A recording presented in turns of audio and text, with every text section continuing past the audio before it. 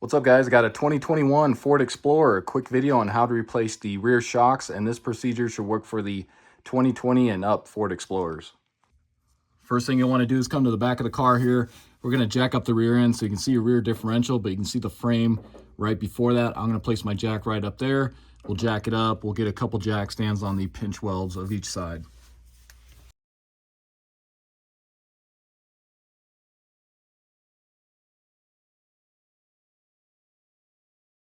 Next, you want to grab a couple jack stands. You can see I got the other side set up, but I'm going to go right here on the pinch weld.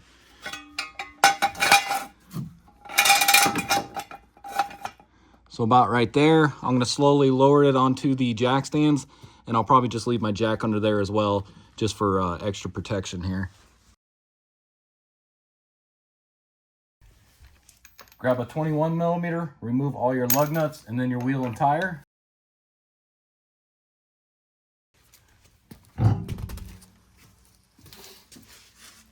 Now with the wheel and tire off, you can see that exposes our shock, and obviously you can see why I'm replacing these.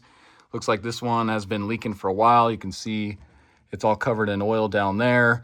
And I've noticed that these original Ford OEM motorcraft shocks on these Explorers don't last very long. I've seen where they've only lasted about 20,000 miles.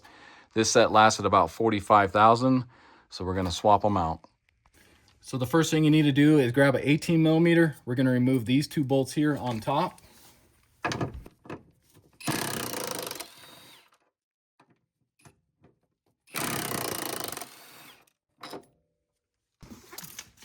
Next, you'll come down to this bottom bolt here. That's going to be 18 millimeter as well. Remove that.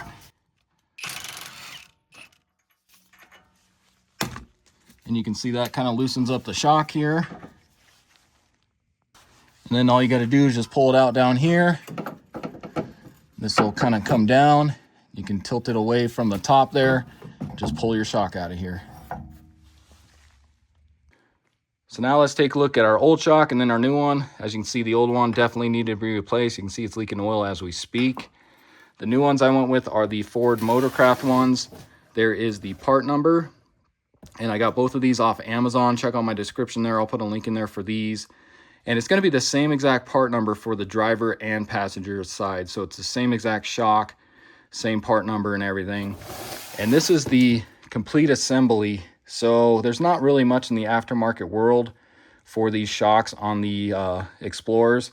The only other ones I found were from Duralast, and that's the AutoZone brand. And it's not the complete assembly, so it's just the gas shock with this piece down here. You have to transfer over this upper portion and then also the mounting bracket. So I think it's just way easier to purchase the whole assembly, because then you got two bolts to undo and then your nut down here. Take it off, stick the new one on, super easy to do. But they also make Motorcraft ones where it's just the shock itself as well, and then you can transfer over this stuff, but it's almost the same price just to have the complete assembly with all this stuff being new. And then I just want to show you really quick, so if you decide to not go with the full assembly and you want to go with just the shock itself, I just want to kind of show you guys what you would do is you would take this off. So just stick a flathead screwdriver in here, because you're going to reuse this. So you take this off and then just kind of pop this off of here. That exposes this nut, and then you're going to loosen this nut here, which is going to allow you to take off this bracket, and then you can pull off the shock boot that's on the outside here, along with the bump stops that are in here as well. And then you just transfer this over to your new shock, and then use the nut again, zip this down, and then put this cover back on. But like I said, the complete assembly is so much easier. Plus you can see this one's just destroyed with oil. So just a lot easier to use the full assembled ones. And I'll also include in the description a link for just the shock itself if you guys want to go that route. And then what I like to do on these new shocks, just because you don't know how long these have been sitting in storage, is I like to just grab the mount here, bring this down, and just let it come up. I'm just going to do this a few times here just to get some of that oil in there flowing. Because like I said, you don't know how long these have been sitting in storage. I'll go one more time, and that should be good.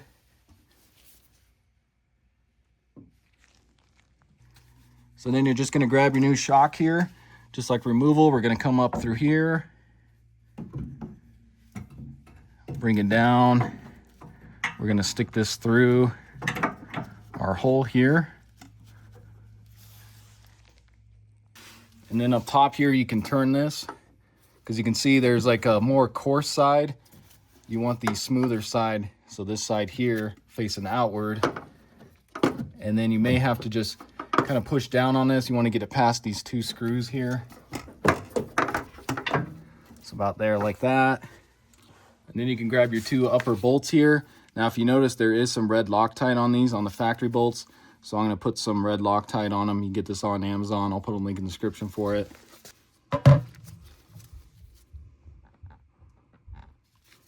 And then you can get these up in here.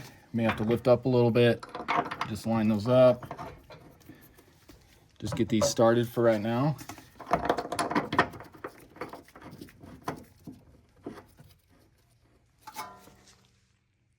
Come back down here, shove this through the rest of the way.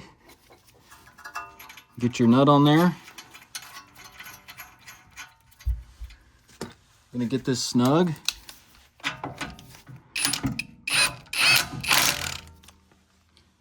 And then you can grab your torque wrench, and this is going to be 59 foot-pounds. So torque that to 59 foot-pounds.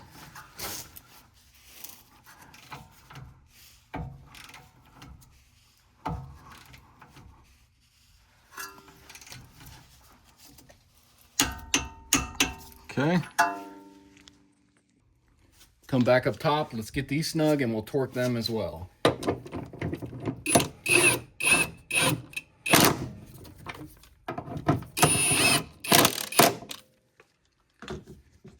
And you're going to torque those to 76 foot-pounds.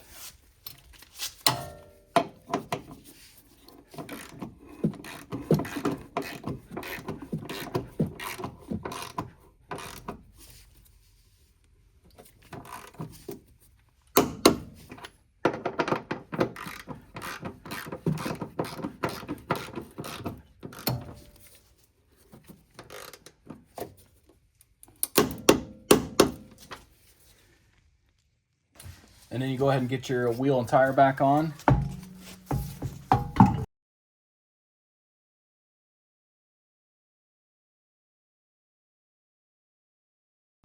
Okay guys, so I'm gonna go ahead and do the passenger side really quick. I'm not gonna record that because it's gonna be the same exact procedure. I'll get that one done and then I'll come back. As you can see, I got the passenger side all done as well. Same exact procedure, no differences. The only thing though was I had to reuse the upper cap there, that plastic cap, because if you notice on the old shock here, when I pulled the new one out of the box, this was actually broken. So I just reused the old one since I wasn't going to send back a whole shock just for that. Just reuse the old one, and that one's perfectly fine. But you can see this one actually wasn't that bad as the driver's side. You can see there's a little oil in here, so it looks like it was about ready to start leaking, but not nearly as bad as the driver's side. Now we can jack this back up. We'll get our jack stands out of here and then we'll lower it.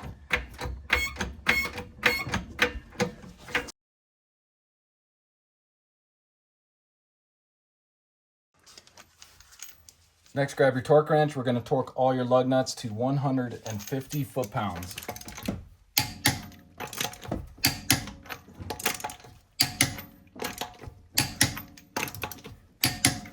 And do the same to the other tire. All right, guys, so that's going to be it for the video. Again, this was a 2021 Ford Explorer. I went ahead and showed you how to replace both rear shocks. Super easy to do on these. Takes you maybe 15-20 minutes at the most to get both done. Hoping that this video helps you out. If it does, hit that subscribe button. Check out my other videos, and I'll see you in the next one. Thanks for watching.